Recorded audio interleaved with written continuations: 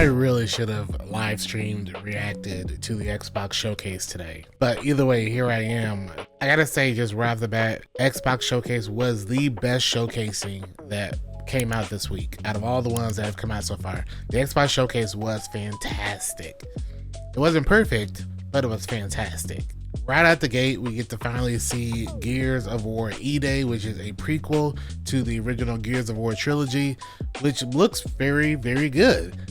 I was very hesitant on being excited for a new Gears game. I love the Gears trilogy. Everything past Gears 3 I'm not a big fan of, but this one seemed to be a very decent merging of the original trilogy, the movement, the gunplay, and the enemy variants, but also doing a new take on some of the stuff that came out after Gears of War 3. The Xbox Showcase showcased a lot of games that I'm personally really excited for, and unfortunately, just like every other showcasing that we've had this week, all the games are coming out either in the next couple of months or in 2027.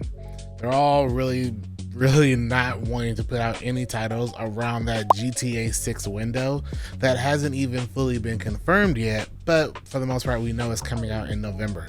GTA 6 is obviously the big dog that everyone's afraid about, so July, August, September, and maybe a little bit of October, and then everything else is coming out in sometime 2027. What I found very interesting about this showcase for the most part was knowing and learning about the new philosophy of Xbox going back to console exclusives. There are some games coming out that, if I'm not mistaken from what I've read, they are still coming out multi-platform, which is going to be Xbox and PlayStation.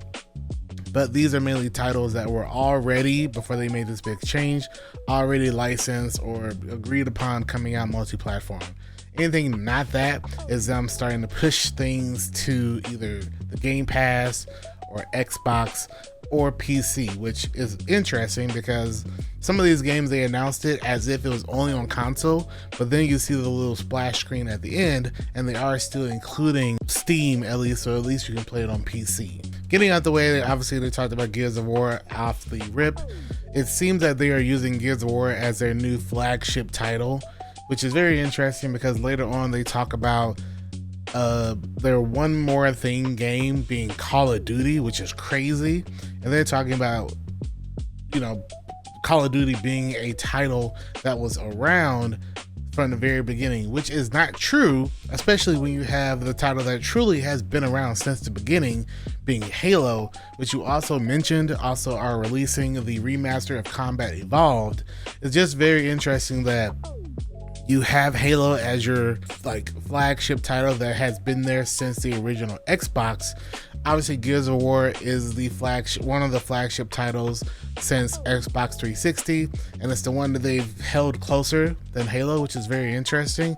And now that we're going back to this console exclusiveness, it seems that Halo, which would have been really good for them to start pulling back on and making that another flagship exclusive, they just aren't. Maybe this is going to change in the future, but I just found that really interesting, especially because they somehow are making Xbox and Call of Duty being a exclusive when historically Call of Duty has just been Call of Duty. But it just sucks that it's Halo that is getting the shaft from Xbox and Call of Duty is being respected as if it's a Xbox known title. I don't know. I find that very odd. But for the most part, their philosophy, their messaging, their focus was very laser driven on giving players good games, giving players reasons to pick up a Xbox, and giving players something excited for in the current future months and in the future for next year as well, which was really, really good. There were some games that we did not expect. The one that stood out to me instantly was obviously a remaster or a new game for Spyro, which is interesting because Spyro historically was a PlayStation exclusive game, and now it's going to be on every title, on every platform.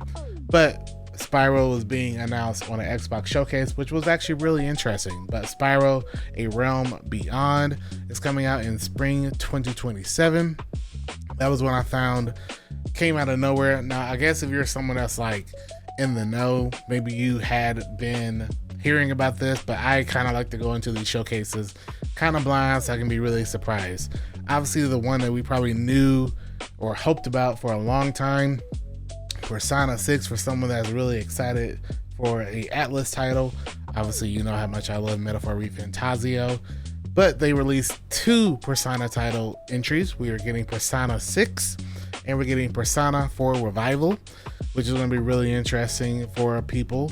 But obviously, people mostly care about a Persona 6, which is going to be fantastic. We don't have a launch date for it. I would imagine sometime in the next, 16 months, hopefully in the next calendar year. Sometime in 2027, I would imagine we're getting that. We're getting a Where Winds Meet port, which I love. Where Winds Meet is a really fun game I play on PC, but it's a game that I would highly recommend checking out now that it's coming to console, and it's also coming out with a new DLC, The Hidden Mountains. Something really interesting to look into if you are a fan of MMOs. A couple of the other titles that were really, really interesting. Now, going through this list, there isn't a lot of titles that they actually put out that were Xbox exclusives. The ones that they talked about that are specifically Xbox exclusives are Bad Magpie, which is a new game coming out in 2027, Gears of War E-Day, and Where Winds Meet. Everything else is still coming out on Xbox, PlayStation, and for some of these games, Nintendo Switch. The showcase is really good. They talked about Metro 2039. We're getting obviously a new update to Microsoft Flight Simulator. We're getting some updates to Fallout 76. And we finally got some more information and a launch date for the new Fable entry, which I'm really excited for. We're getting it February 23rd, 2027. But even that's coming out on PS5. So it's interesting that this is, for the most part, a really good showcase, but it isn't showcasing Xbox only. Whereas, even though I really enjoyed this showcase, it feels just like a gaming showcase instead of, at least with State of Play, the showcase was PS only, PlayStation. All their dialogue for Xbox today was play it day one on Game Pass. World premiere. Here's new information on a new game. They showcased a lot of fantastic games and even pushed out a 25th anniversary of the Xbox console, or the Xbox Series X console, in the green Xbox original format, which is really, really, really nice. But there's no hardware upgrade.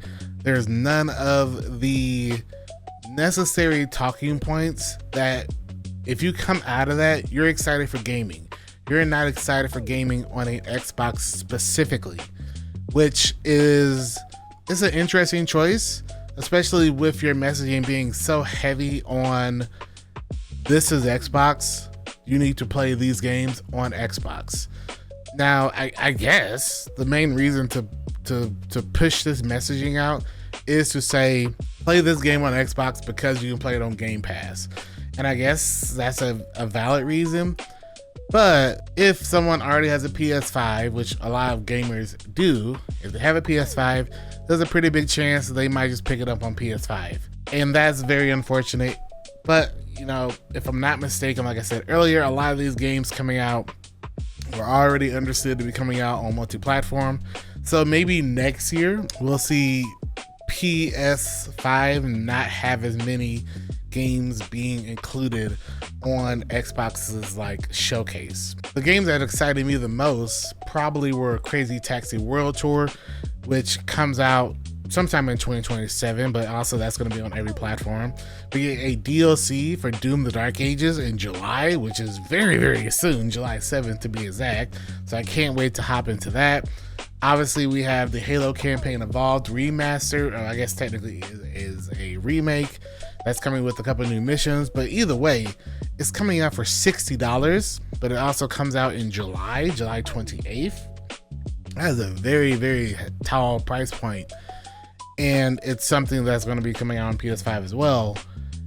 But it's a lot. I would have expected them to be charging $40, not maybe $60 for a brand new title for a game that's 25, 26 years old.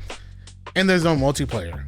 So there's no multiplayer tied to this. So this is just a single player story, which I love this story. This is a great story. I'm excited to see what the 3 new missions are, which if I'm not mistaken are going to be mainly Sergeant Johnson. But it's an old title. It's 20 plus years old. And it's going to be something that you don't have to play on Xbox to experience. We got a new game that seems kind of cool called Magicians: The Devil's Deal.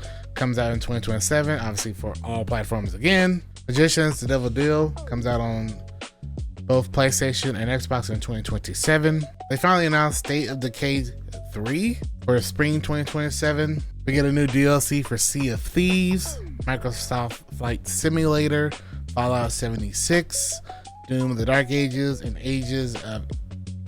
Age of Empires 4, Raiders of the North, all coming out sometime between fall 2026 and spring 2027. All coming out within the next month, around 2026 June, July, all the way up to summer, spring 2027. And Wolong 2, Wings of Ember, which was a world premiere, which is one of their couple world premieres, coming out early 2027. Once again, on every single platform. Overall, a really good showcase. And I really am excited for this. A lot of these games that came out, I just don't understand why we pushed all these titles but not push the platform that we are focusing on, which is Xbox. So the messaging is very interesting. Obviously, this whole changing in their messaging is very new.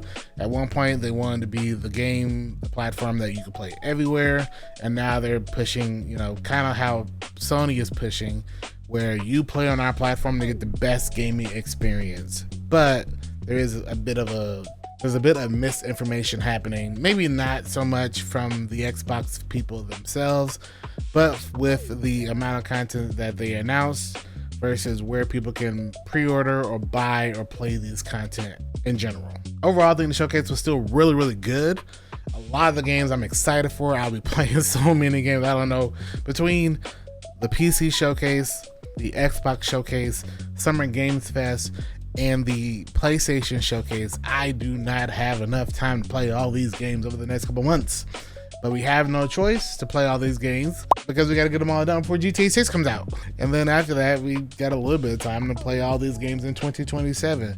But regardless, so many games coming out.